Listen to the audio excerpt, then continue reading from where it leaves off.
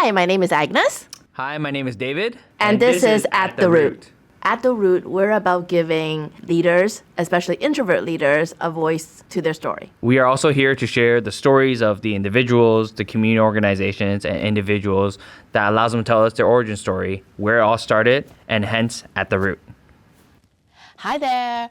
Today's episode actually needs a little bit of an explanation. So when we first planned the podcast, we were thinking about a glue figure to intertwine all that we learn and all the background. So we wanted someone that can speak to retail, beauty, food, real estate, fashion, and of course, that's none other than our favorite economist, Pierre Cléroux. David, I'm super excited about our guest today. Oh yeah? Who do we have today? Well, okay. I'm not going to give a long intro. Okay. But he is the only headliner that Small Mighty had 8 out of 10 years. 8 out of 10. Oh my goodness, that's like half of the time of Small Mighty. Or half the time of Change Connect. And he also is the most requested speaker on the Small and Mighty circuit. Not to mention, he's my favorite BDC person of all time. Who do you think this could be? I feel like I've probably seen him around a couple of other events, and I've been at Small and Mighty. So my guess is going to be Pierre? Yeah, he is here with us today. Welcome, Pierre. Thank you. It's so nice. Thank you for your invitation.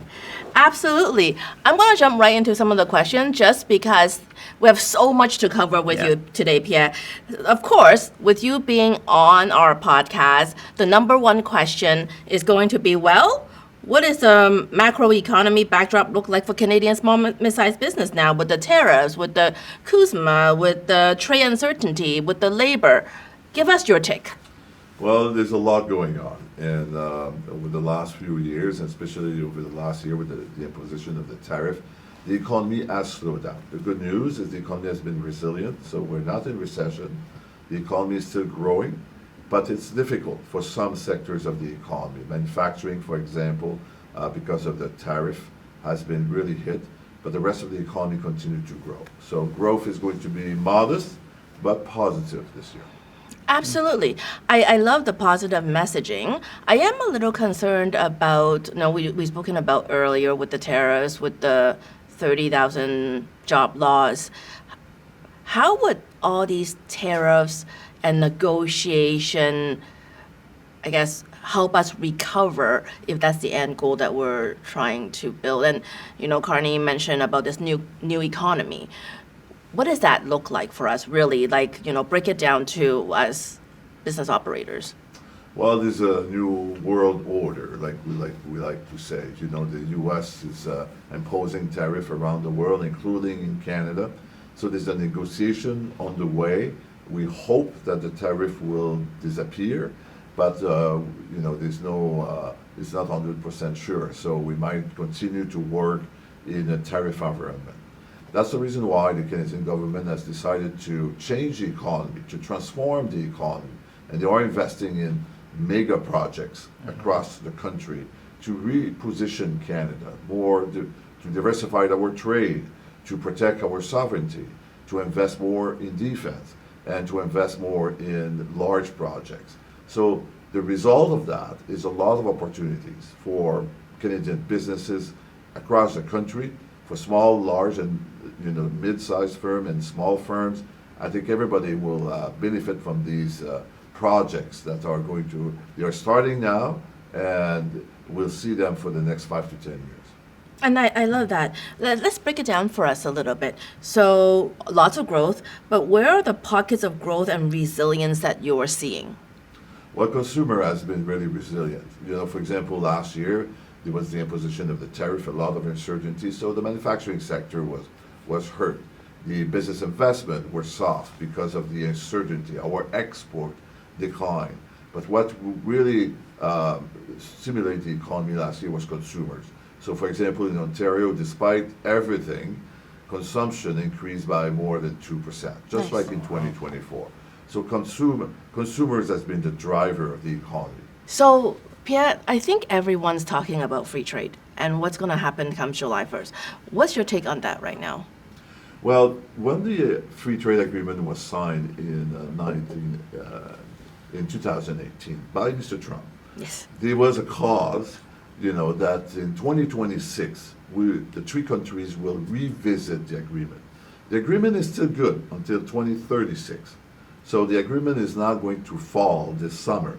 But the agreement was that they will revisit the agreement, that there's negotiation on the way. And of course, the goal for Canada is to eliminate the tariff.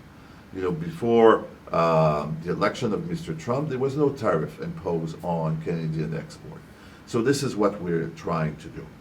Is it going to be possible? That's, to me, the big question. I think we will probably, some tariff will remain. The reason why I believe that is the U.S. government is getting a lot of money from these tariffs, about $400 billion a year. They also like the tariff because it protects some of their industries. For example, the steel industry is an overcapacity in North America. So by imposing tariff not only on Canada but on all countries, they're protecting their sectors. So we should have a deal signed this year. Are we going to have some tariff? That's the big question. Hopefully not, but we have to prepare ourselves. We might have some tariff remaining after the deal. And I think what I'm hearing from the clients too is it's not the tariffs that kills the business, right? Is the uncertainty of how to deal with this ever-changing Truth Social posts that is creating, I guess, the uncertainty and the fear of the unknown feeling. You're perfectly right. Actually, beside the tariff that some sectors have to pay, the biggest issue is really the uncertainty because these tariffs has been changed many times. For example, as April 6th, the U.S. administration changed the tariff on steel, aluminum, and copper. Yeah. So over the last 12 months, businesses in those sectors, they got used to a new tariff. Now they have to revisit everything. And it's actually much more complex than the previous situation. So what is really not helping in terms of business investment, in terms of exporting, is the uncertainty that this situation is creating. Absolutely. I think the other uncertainty, of course, in our market is the housing. I'm sure everyone wants to know more about housing. Pierre, what do you think? Well, the housing market is slow. It's really slow. And there's two reasons. There was an overcapacity built. So a lot of condos were built, especially in the GTA area. So the market is more slow. The second reason is immigration policy have changed. We're not going to have as many people coming to the country in the next 5 years. That would keep the housing market soft because a big part of the demand is actually the people that are immigrating to Canada. So for those two reasons, the market is going to stay soft for probably another 2 years. And after that, the market will be rebalanced and will grow again. But for the next few years, I think the market is going to be a soft market.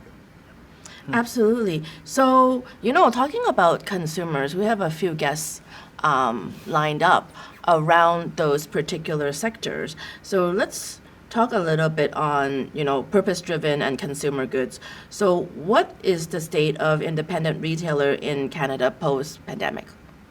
Well, it has been good. The consumption has been very strong since the pandemic, but there's a number of things you need to do. For example, to be online is so important. Not only, if you can sell online, that's better, but the first decision that consumers are making, they're making it online. They might not buy online, but they will make the decision about what they see on different websites. So to be online is critical. To sell online is even better. The second factor that we see, especially over the last 12 months, Canadians are looking for Canadian products. So if you can market some of your products or the service you provide as a Canadian market, you will do better because there's a momentum right now. Canadians are looking to buy in Canada or Canadian products. And do you see that a lot of the Canadian products that folks are looking to buy, is there certain items or groups that people are more gearing towards? As you mentioned, we need to look for Canadian, but I find there's a difference between the Canadian made and kind of kind of that's like totally made here and everything's manufactured versus some that are imported in and then they kind of do the final touches on it. Does that make a difference in terms of the product? Well, it makes a difference, but Yeah. one of the things that consumers find difficult is to identify what is a Canadian product.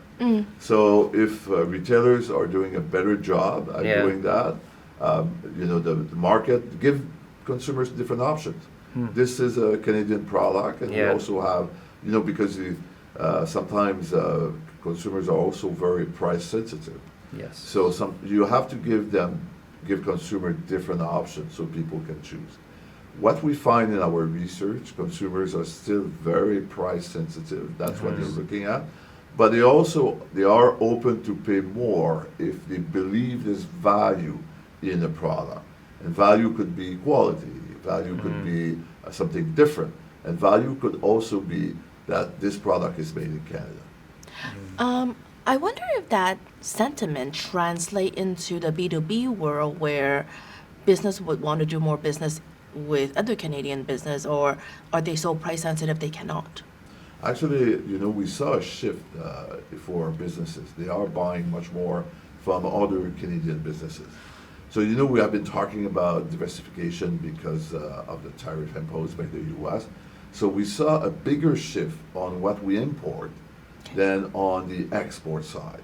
Exporting in different places around the world is difficult. It's not easy to do. A lot of companies are trying to do that. But on the import side or on the supply side, it's easier to do that. So we saw a bigger shift on Canadian businesses. They are looking for Canadian products, Canadian services. Fantastic. I'm gonna also jump on the idea of, consumer being a strong sector across the board because, I can't get away from eating. I love eating. So do you, Pierre, I know. So you love good food. So when we think about that, how are Canadian F&B operator competing in scale and margin in today's, very tightened economy? Yeah, it has been difficult just because the price of operating a restaurant has been increasing. So salaries have been increasing, and this is not going to go away. The price of food has been increasing. Inflation is back to 2%, but food inflation is still around 3-4%. So if you are operating a restaurant, the situation has been, you're squeezed basically between, the higher cost of operation and the soft demand. The good news is as Canadians are not traveling as much outside the country, especially not to the U.S., well, the demand for restaurants and the food services has been increasing. So the market is still good, but it's not easy to operate just because there's pressure on the cost of operating. Yeah, it's interesting because we're seeing a lot of restaurants that we work with as well. They're starting to make the pivot into being more than just a food service company. They're starting to package their own products and sell it in stores and kind of diversifying their revenue streams as well, which is really interesting. And what's your thoughts on that? Because I know it's been really difficult for a consumer packaged goods company to, whether it's export into the U.S. because of the tariffs and everything, or sometimes overseas. How do you see not only the food service side, but the consumer packaged goods companies going into retail? How is it affecting them? Yeah, actually, it's a good idea because what we see is the new generation is not going out as much. Yes. It's funny. In my time, when you were young, you would going out. On Thursday night, Friday night, Saturday night. The new generation, they don't do that as much. They order more in. So that's why the shift is important. That to be able to what we see in the grocery store, like a prepackaged food, signature food, is actually very popular. So it's a good way to diversify the market. That's good to know. That makes a lot of sense, actually. On that note, I know my son is not going out Friday, Saturday, Sunday nights anymore. So To be honest, neither are we. that is true. That is true. Well, let's shift a little bit about China relationship. So when we talk about the automotive sector, what structural shift is the Canadian automotive sector navigating? Well, I would say there's two different things. The first one is the tariff imposed by the U.S. has been hard for the automotive sector. Our exports to the U.S. dropped by 7%. So this is the first factor. But the second factor is this is a much more competitive world, and that's also true for the automotive sector. So the Canadian businesses have to be more competitive. They have to use more automation. They have to use more technology, including AI, to be more competitive, because we are going in a much more competitive world in the automotive sector. And what are your thoughts on recently the BYD vehicles coming over from China, Tesla dropping the prices? Like, how do you see that new entrant kind of affecting the market as a whole? Well, I think that's part of diversification. You know, a year ago, before the tariff, 76% of our export were going to the U.S. Yeah. So you work with business. If you meet a business and one client represent almost 80% of their revenue, what would you say? Well, you need more clients. Yeah. You need to diversify it. So that's also true for Canada. And that's exactly what the government is trying to do, to diversify our partnership around the world. So the deal that Mr. Carney and the Canadian government did with China was in this idea that we should diversify our trade outside the U.S. Don't get me wrong, the U.S. will remain our number one trade partner. It's the number one economy in the world. It's right beside Canada. But we have to de-risk our relationship as our relationship has really changed. So we need to also look at other partners around the world. Well, I guess for the longest time, this whole BYD or EV avenue wasn't up for negotiation with the Canadian environment. So when you think a little bit on that, you know, I know BYD is moving really fast. I think they published that they want to have 20 dealership in Canada by the end of 2026. How would that, I mean, as a consumer, I think everyone's excited about the 45,000 car that's coming. Yeah. But as, you know, business owner, as an economist, how would this affect our current trade relations or our economy in light of the situation? Well, this, like you said, it's a good news for consumers. We'll give more options to consumers. It's putting pressure on the manufacturing sector. So that means that the North, because you know, there's for the automotive, it's really a North American sector. You know, it's very integrated between U.S., Canada, and Mexico on the automotive side. So it means that this sector will have to become much more competitive. And the sector is moving that way. So, for example, Ford is going to produce an entire new truck, electric truck, all done by robots. So this is really the future of the automotive sector. So this new deal that we have with China will force our sector to become much more efficient than in the past. I was just going to say, with the gas prices where they are and stuff like that, and it's interesting, we're going more into the EV. How do you see maybe some of the changes and effects that we're going to see in the automotive sector as we dive more into EV? I don't think, you know, there's certain folks in the industry that's not fully ready to commit to a fully electrical vehicle. Some still believe that there's some improvements, but where do you see the improvements maybe over the next couple of years on that side? There was a slowdown over the last few years. People, for some reason, didn't buy as many electric cars. But over the last month, what we see is a new momentum. Because as we all know, we pay much more for gasoline. Yeah. Yes. So people are back to wanting to buy electric vehicles. And I think it's a strong trend. And I think this trend will just continue to increase. This is so true that utilities have to build more capacity for electricity. Yes. So that's what Hydro One is doing. We need to build more capacity because Canadians are using more and more electric vehicles.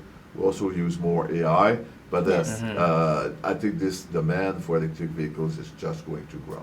Yeah, and how do you see that affecting us? And you mentioned Hydro One, but the grid and the capacity, because I know in certain parts of the world there's certain hours you're allowed to charge, certain hours you're allowed to use the grid a little bit more. Like I don't know if in Ontario and Canada we're set up that infrastructure where if we see this massive spike in EV vehicles, can our systems handle it?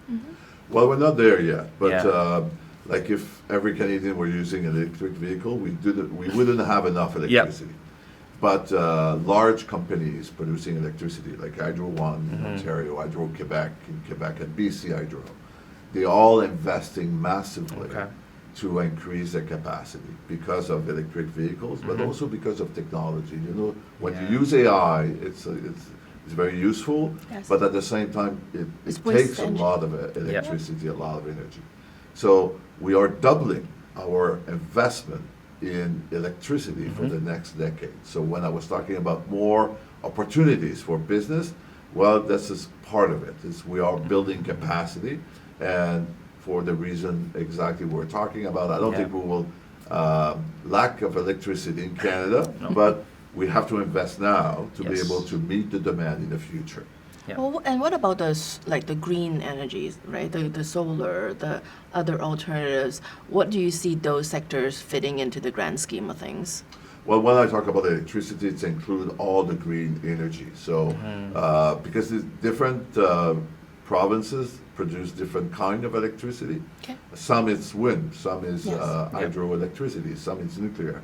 So there's not one solution to increase our capacity, and utilities are using different solutions to be able to increase the electricity capacity in Canada. And just shifting kind of similar vein, but you mentioned, the development of AI and the use of data centers and the heat that comes out. How do you see as a country we're going to kind of tackle some of that? Because right now, most of the data centers, the servers are on the U.S., and it's a very well-known fact. We're trying to build a sovereignty in Canada to make sure it stays here, but there's so many, I would say, obstacles we have to get there. Right now, it's primarily in the U.S. So how do you see us kind of making that pivot? I know we're investing, like you said, large amounts of dollars. How do you see us kind of tackling that? But then also on the flip side, data centers produce a lot of heat. What could we do to kind of maybe reuse some of that heat from that standpoint? Well, there's really a shift. Over the last, I would say 6 months, the Canadian government is really focusing on building infrastructure in Canada just to protect our sovereignty. So, again, we are very integrated to the U.S. economy, but over the last year, we realized that we should also develop our own infrastructure. So this is on the way, and this is really going to happen. In terms of producing more heat, it's already the case. A lot of data centers have mechanism to reuse the energy that is coming out from these data centers. So this is, people have been thinking about this, and there's a lot of innovation related to that. Nice.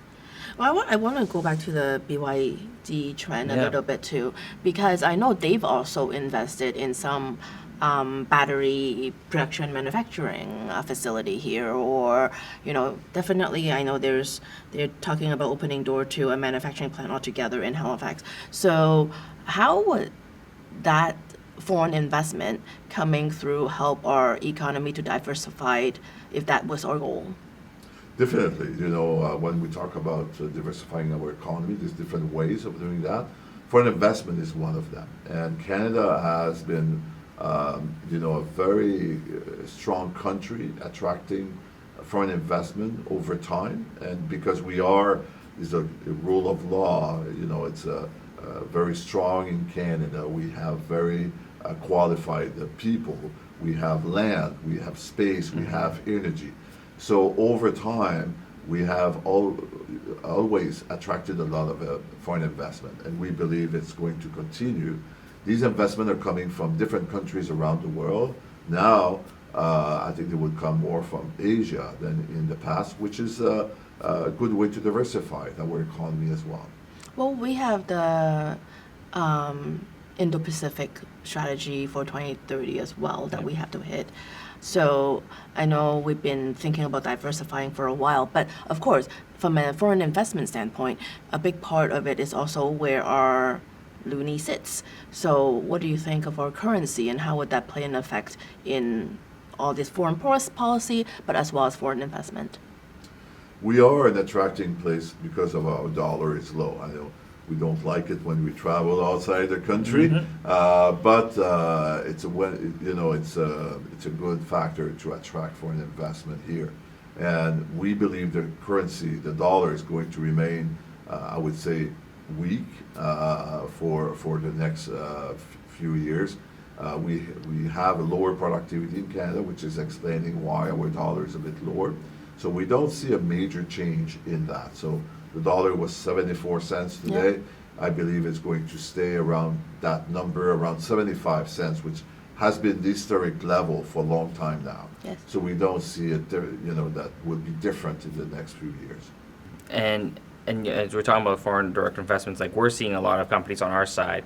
We're seeing a lot, not only the major corporations, but we're also seeing a lot of the later stage startups and scale ups want to be attract Canada. I think given what's happening in the U.S. as well, how do you see that affecting our economy? Not only the big companies, but the smaller companies wanting to land in Canada and work in Canada. And what we're hearing a lot is that the talent is the number one thing for a lot of them. The talent in Canada is tremendous. I mean, the weak dollar, to your point, also helps with that, but Yes. that's been a huge part of it. What are your thoughts on even the smaller companies wanting to choose Canada right now over the U.S. in particular? Well, I think it's good for Canada. You know Yeah. what is creating wealth in any economy is businesses. Yep. So government doesn't create wealth or doesn't create jobs. It's really coming from the private sector. Yeah. So as more entrepreneurs are making the decision to start a business here, I think that's very good for the country. And I think there's a number of good reasons. We mentioned, we have a very high qualified labor in Canada. We also have more space. Yep. And the prices are more reasonable than in the U.S., for example. So this is a nice place. Canada remains a very nice place to invest. Nice. Well, let's wrap it up. I have some question around just your pure economist position and perspective. As someone who reads the economy for a living, what do you see when you look at our economy and first generation Canadian founders in this sector? How are they contributing to our economy and our greater goods? I think they are a big part of the growth that we have experienced over the last 10 years. A lot of people came to Canada. They have been part of the labor force, or they have started businesses. And like I said before, everybody that is starting a business is creating wealth for the country. They are creating jobs. They are creating wealth for the economy. So I think these people who are coming here, establishing themselves, they are very important for the growth of the Canadian economy. Fantastic. And what might be one economic tailwind that we can bank on moving forward? Well, there's a transition coming, like because of what's going on around the world, much more tension around the world. There's also, a shift from the U.S. economy. The new world order is quite different. We see more wars around the world. Allies has been asked to invest more in defense. All the countries, including Canada, has to spend more money in defense. And the U.S. is revisiting their free trade agreement, including with Canada. So as a result, Canada has to change. They have to start a transformation. And we see it. We are going to invest much more in defense, which will create economic activities in Canada. Not only the Canadian government want to spend more, but also they want to spend more in Canada. In the past, 75% of the equipment we bought for the military came from outside the country. The government wants to build an entire defense supply chain in Canada. So that means a lot of opportunities for Canadian businesses. There's also more transformation in terms of our natural resources, in terms of our infrastructure to be able to diversify our trade. All these represent opportunities for the next decade. So it's up to businesses to take advantage of these opportunities.